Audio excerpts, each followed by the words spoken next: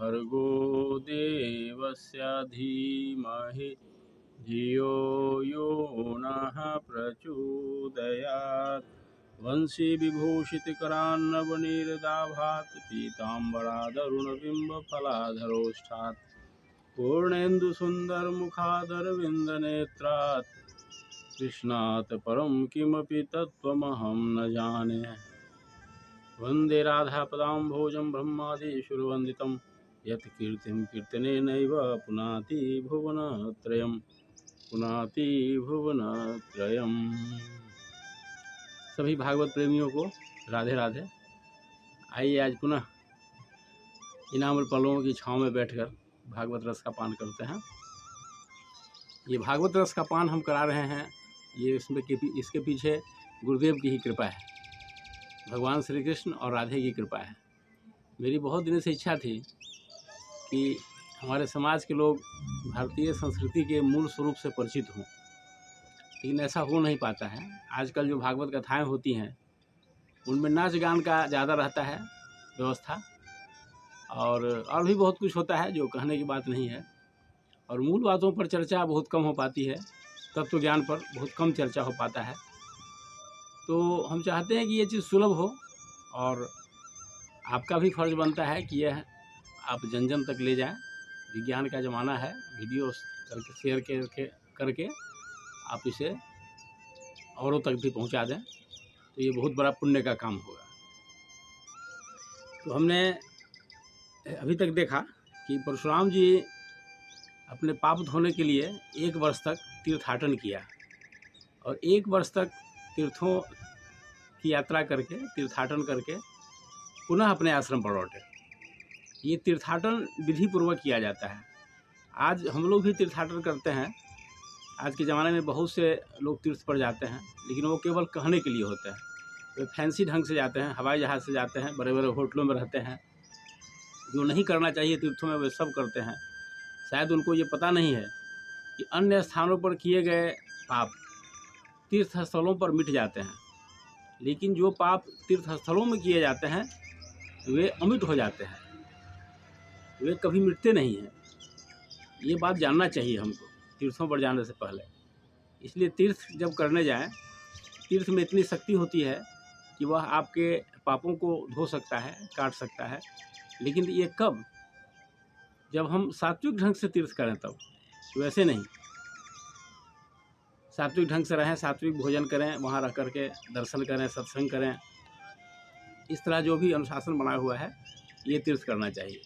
तो परशुराम जी ने इस प्रकार से तीर्थ संपन्न किया और अपने पापों को धो करके पुनः आश्रम पर लौटे, अपने पिताजी के आश्रम पर। एक रोज़ की घटना है कि उनकी माँ रेणुका जी, मतलब जमदग्नि ऋषि की पत्नी रेणुका जी, गंगा तट पर जल लाने के लिए गई। वहाँ उन्होंने देखा कि गंधर्वराज चित्ररथ अप्सराओं के साथ जल विहार कर रहा है।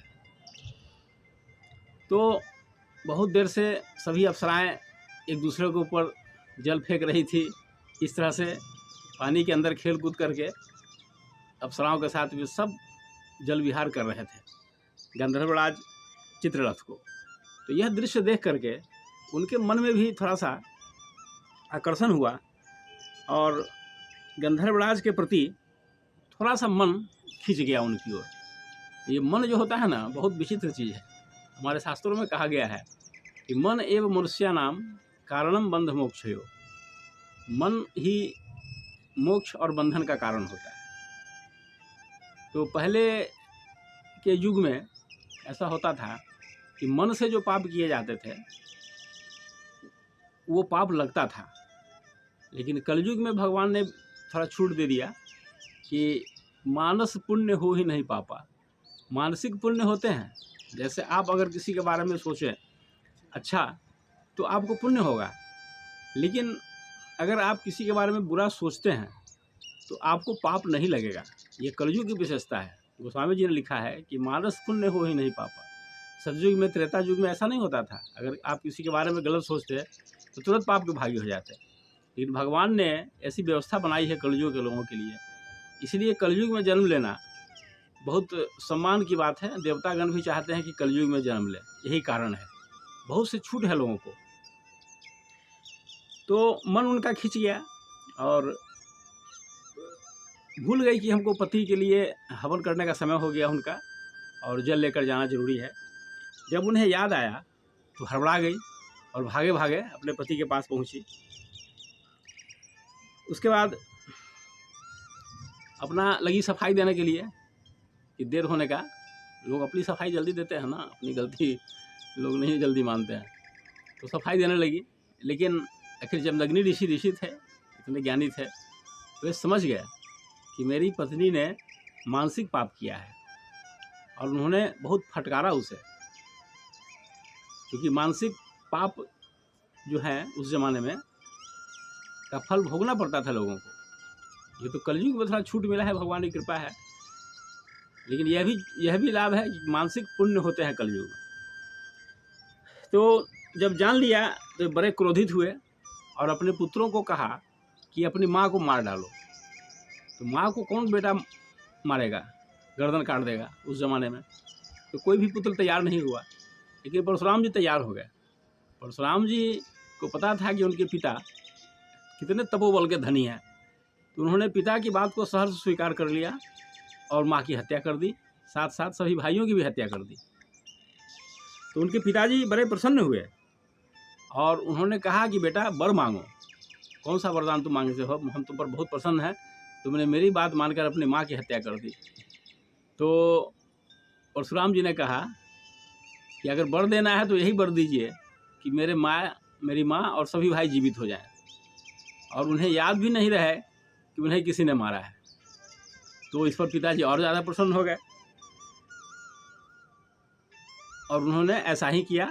सभी भाई और उनकी माँ पुनः जीवित हो गई। ये तपोबल का प्रभाव होता है।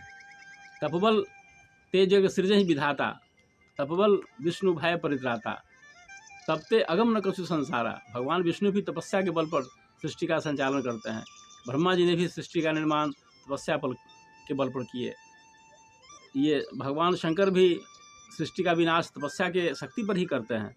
तो तपते अगम न कछु संसारा, गोस्वामी जी लिखते हैं कि तपस्या के बल पर कुछ भी ऐसा नहीं है जो अगम हो और प्राप्त होने लायक हो।